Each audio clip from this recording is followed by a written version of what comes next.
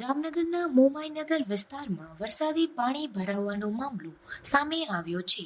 સ્થાનિકોએ કલેક્ટર એસપીમાં રજૂઆત કરી હતી। 3 મકાનોને નોટિસ પાઠવવામાં આવતા મનપામાં રજૂઆત કરવામાં આવી છે।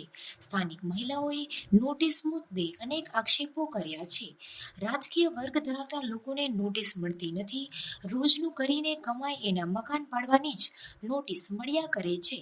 સમગ્ર ઘટનાનો વિડીયો સોશિયલ મીડિયામાં વાયરલ થઈ રહ્યો છે। જય માતાજી। હવે આ બેનનું મકાન નથી કપતમાં તોય કાપવાનું અમારા સમાજના ભાઈઓ અને બહેનો કહે છે। હવે અત્યારે અમે કલેક્ટર સાહેબને આવેદનપત્ર અમે દેવા જાય છીએ, બધાની સામે છાનું મને મીટિંગો કરીને નહીં, અને અમારા સમાજના ભાઈઓ અને અમારા સમાજના બહેનો જ વાહે પડ્યા છે। રાજ દીધા, રજવાડા દીધા, અને હવે ટકનું લઈને ટકનું ખાઈ છે ગાયું રાખીને, એ અમારા સમાજના ભાઈઓને નડે છે।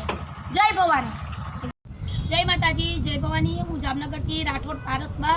હવે અમે ગાંધીનગરના એન્ડ રેલવે સ્ટેશનની બાજુમાં રહીએ છીએ, અને ઓચિંતાની અમારા સમાજના ભાઈઓ નોટિસો દેવા જાય છે કે આ મકાન આમ છે તેમ છે પાડવાનું છે, અને આવી દબાવે છે, અને ભૂંગરાના કામ માટે। એટલે મચ્છરનગરમાં, ગાંધીનગરમાં, મોમાઈનગરમાં જે કાયદેસર ન હોય એ પાડી નાખો તમ તારે, પણ શરૂઆત રાજકારણ દ્વારા છે ને એના ઘરથી કરું।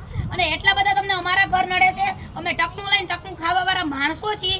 અમારું ઘર ચલાવવા માટે ગાયું દૂજાણા રાખી છીએ। અમે દારૂ કોથળિયું જ નથી વેચતા।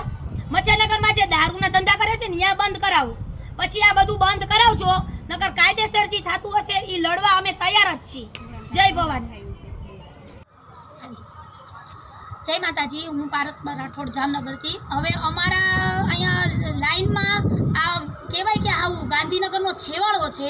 સ્ટાર્ટિંગમાં તમે જોવો ઘણા બધાએ ઘર વાયરા છે, એ લોકોના પહેલાં પાડો, પછી અમારે જે કાયદેસર નહીં હોય અમે આપોઆપ કહીએ દેશી કે અમારો પાડી નાખો।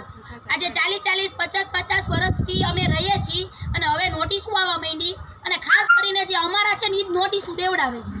બેનો દીકરીઓ અહીંયા પડ્યા છે, આમના હસબન્ડને સાંભળીને એટેક આવી ગયું, અને વેરો ભરે છે, બધા ડોક્યુમેન્ટ છે, પ્રૂફ છે, અને આ મકાન પાડવામાં આવશે તો આગળ રાજકારણના જે છે ને એના મકાને એમણે વારી લીધા છે। શરૂઆત ત્યાંથી કરજો, અને અમારે અહીંયા ભલે એન્ડ થાય।